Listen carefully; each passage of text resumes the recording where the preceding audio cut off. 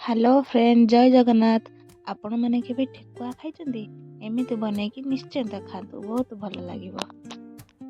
ଏପଟେ ମା ଠେକୁଆ ବନା ଆରମ୍ଭ କରିସାରିଲେଣି, ହେଲେ ମୁଁ ଭିଡ଼ିଓ ବନେଇବା ଭୁଲିଗଲି। ହେଲେ କିଛି ଅସୁବିଧା ନାହିଁ।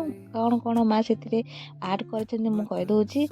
ଅଟା ନେଇଛନ୍ତି, ଯେତିକି ଅଟା ନେଇଛନ୍ତି ତାର ଅଧା ସୁଜି ନେଇଛନ୍ତି। ଫାଳେ ନଡ଼ିଆକୁ ଟିକି ଟିକି କରି କାଟି ନେଇଛନ୍ତି। ସ୍ୱାଦ ଅନୁସାରେ ଲୁଣ, ସ୍ୱାଦ ଅନୁସାରେ ଚିନି, ମାନେ ଆପଣ ଯେତିକି ମିଠା ଖାଇବେ ତା ଅନୁସାରେ ଚିନି ନେବେ।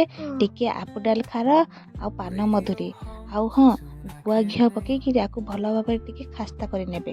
ଖାସ୍ତା କରିସାରିଲା ପରେ ତାପରେ ଟିକେ ଅଳ୍ପ ଅଳ୍ପ ପାଣି ଦେଇକିରି ମାନେ ପୁରା ଚକୁଡ଼ିବେନି, ଟିକେ ଅଳ୍ପ ଅଳ୍ପ ପାଣି ଦେଇକି ଶୁଖିଲା କରି ଚକୁଡ଼ିବେ।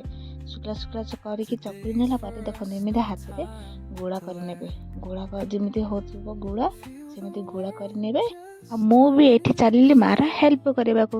ଦେଖନ୍ତୁ ମିଶିକିରି ଆମେ ସବୁ ଯାକ ପୁରା ଗୁଳା ବନେଇଦେଲୁ।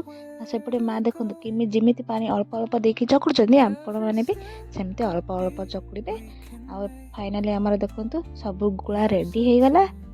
ଗୁଳା ରେଡ଼ି ହେଲା ପରେ ମା ତାର ଗୋଟେ ମାନେ ଯେଉଁ ଠେକୁଆ ବନେଇବାର ଛାଞ୍ଚ ଅଛି, ଦେଖନ୍ତୁ ଏ ଛାଞ୍ଚଟାରେ ଟିକେ ପ୍ରଥମେ ତେଲ ଲଗେଇ ନେଇଛନ୍ତି।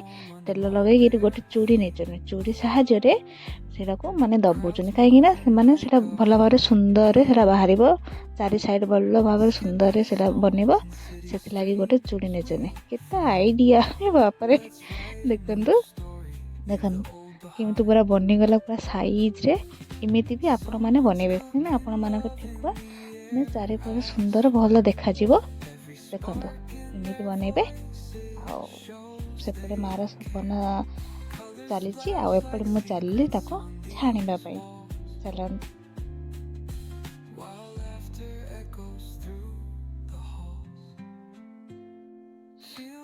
ଦେଖନ୍ତୁ ଆପଣମାନେ ତେଲକୁ ବେଶୀ ଗରମ କରିବେନି, ମିଡ଼ିୟମ୍ ଫ୍ଲେମ୍ରେ ରଖିବେ, କାହିଁକିନା ଠେକୁଆ ଯାକ ଉପରେ ମାନେ ପୋଡ଼ିଯିବ ଆଉ ଭିତରେ ସିଝି ନଥିବ, କଞ୍ଚା ରହିଯିବ।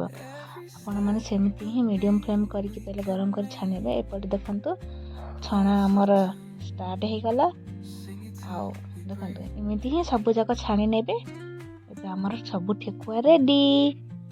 ଏମିତି ଥରେ ବନେଇକି ଖାଆନ୍ତୁ, ବହୁତ ଭଲ ଲାଗିବ। ମୁଁ ତ ଏବେ ଫାର୍ଷ୍ଟ ଟାଇମ୍ ପାଇଁ ଖାଉଛି। ଆଉ ଏଇଟା ଆପଣମାନେ କିଏ ଖାଇଛନ୍ତି କମେଣ୍ଟରେ ନିଶ୍ଚିନ୍ତ କରିବେ। ଆଉ ଯେଉଁମାନେ ମୋ ଚ୍ୟାନେଲଟି ନୂଆ ଅଛନ୍ତି ସେମାନେ ଲାଇକ୍ କରିବେ, ସେୟାର କରିବେ, ଆଉ ଗୋଟେ ସବସ୍କ୍ରାଇବ୍ କରିଦିଅନ୍ତୁ। ଏମିତି ନୂଆ ଭିଡ଼ିଓ ଆପଣମାନଙ୍କ ପାଖକୁ ଆଗ ଚାଲିଯିବ। ବାଏ, ରଖୁଛି।